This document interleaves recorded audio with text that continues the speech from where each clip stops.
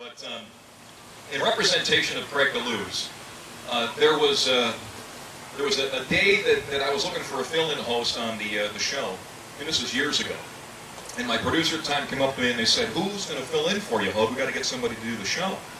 And I said, "I got a guy in mind, and I wish that the audience would know exactly who he is, and I wish we had a video stream in the studio." And they looked at me and they said, "Well, what do you mean?" I said, "Well, he is an African-American brother of mine, a gentleman that I think the Republican Party needs to hear and see."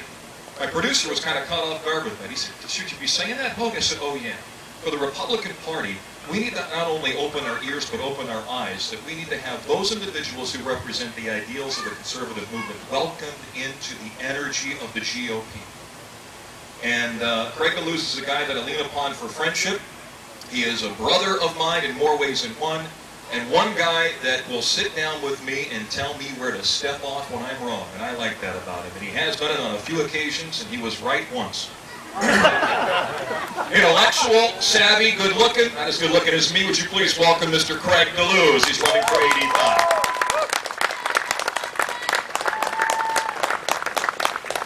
Thank you, Eric. Thank you so much.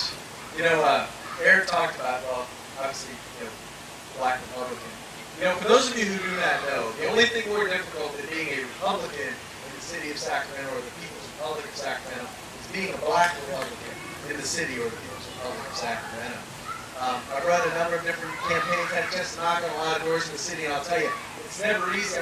I remember one experience I had with an older African American lady. I said to her, I've been involved in the community. You know that I've been African. You know that you and I agree on a ton of the issues. And she said, "I just don't know if I can support you." And then I said to her, "Look, you've seen me. I've been here. I've been active. Where's my opponent? You don't even know who she is." I don't know if I could vote for you. I said, "Mom, I'm your son." But that's what life is in the state of California. That's what it is to be a Republican, to be in the minority.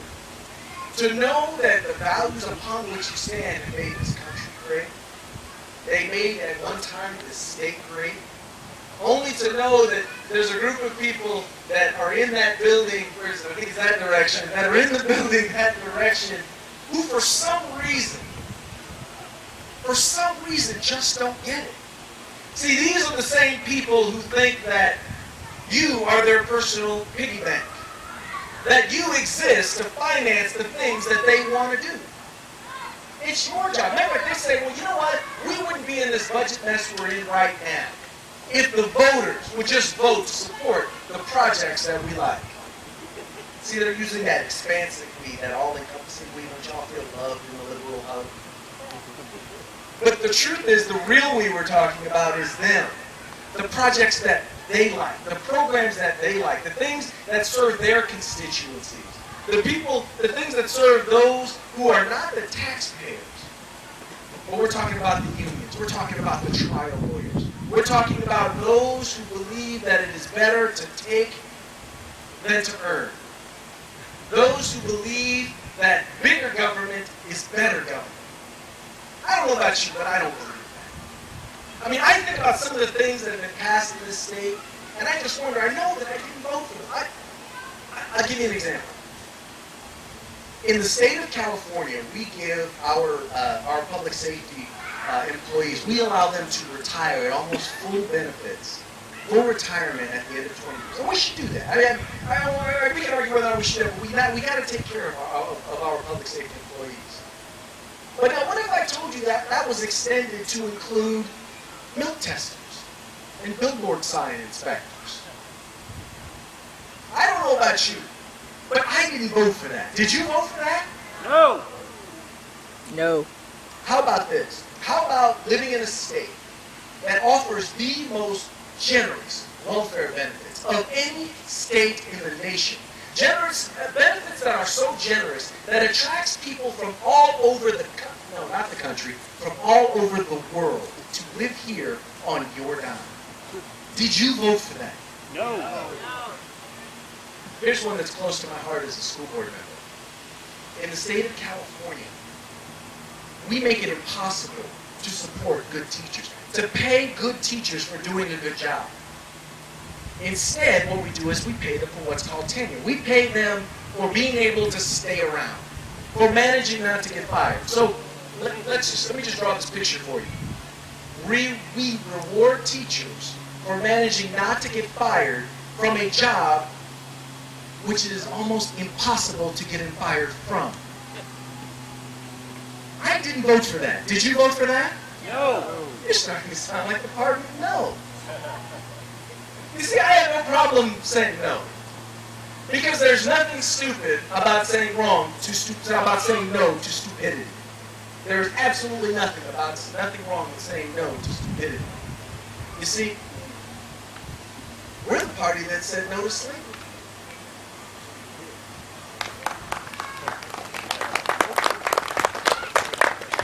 We're the party that said no to Jim Crow. We're the party that said no to discrimination by passing the 1964 Civil Rights Act. That was the Republican Party. We're the party that said no to communism and tyranny when Ronald Reagan stood before that wall, stood before the entire world and said, Gorbachev, tear down this wall. I have no problem saying no. And that's what we need in this legislature. We need people who are willing to stand up and say no. People who are willing to be the tip of the spear. People who aren't worried about sitting back and saying, well, gosh, I don't know if I should take a position on this, and because, how's it going to make me look in this district? We need more than just good votes. We need good voices. Because if we had good voices, maybe we would still control Congress today. Maybe we would control the White House today. And you need to understand how important that is that we do that here in California, because you look at everything that's going on nationally, and it happened here first. Cap and trade, it exists in California right now. It exists in California right now. The battle for marriage that has been taking place all over the country, where did it start? Proposition 22, right here in California. Healthcare debate. Let me tell you something. I see thousands of us showing up at town hall meetings talking about and rallying against healthcare, against Obamacare. You know what? Do you realize we are one election away from Obamacare right here in the state of California? If you haven't had a chance to check out Moonbeam Brown, or if you haven't had a chance to check out Gavin Newsom, I will tell you right now, there is no doubt in my mind that either one of them, given the opportunity, would pass socialized health care right here in the state of California. And the only way that is not going to happen is if we are willing to stand up and say no. You see, when we say no to prisoner release, we say yes to protecting our neighborhoods. When we say no to higher taxes, we say yes to more jobs and economic development. When we say no to more government regulation, we say yes to liberty. That's what we're about. That's what our Republican Party was founded on. It wasn't founded on doing the easy thing. It was founded on doing the right thing. That's what I have been doing for 15 years, working in the city of Sacramento, working, for lack of a better term, behind enemy lines. I've been going to and talking to and dealing with people who believe in our values, who voted for our values, but somehow have divorced our party from our values, have divorced our candidates from our values. I believe the blessing we have in the 5th Assembly District is you're going to have the choice to vote for a Republican in the general election who is a solid pro-life, pro-family Republican. And I think we have a lot to be thankful for. But I think the thing we need to ask ourselves now is, what next? What do we do once we get there? Are we just going to be happy being in the minority? Or are we going to go out, are we going to take ground? Because that's what politics is. It's about taking ground. And you will not take ground by sitting back, by being comfortable, by not being willing to go where Republicans haven't gone, by not being willing to go and talk to voters who believe what we believe. We know they do, because they passed Proposition 22. They passed Proposition 8. They passed 187. They passed 227. Do I need to go on? These are our ideas. We need to stand tall, and we need to stand proud, and we need to go wherever it is that we need to go. Be visible, be open, and be effective. Because in the end, if we're not in the majority in that state legislature, we can't go. And that is the goal. I believe we can do that. I have faith in our values. Not hope, faith. Because see, faith is the evidence of things hoped for, the substance of things not seen. I see a Republican majority in the state assembly. I can see a Republican majority in the state senate. I see a Republican governor, and I see us being able to tackle the big issues. It's not something that's going to happen in 2010. It's not going to happen in 2012. But I see a future where it can be.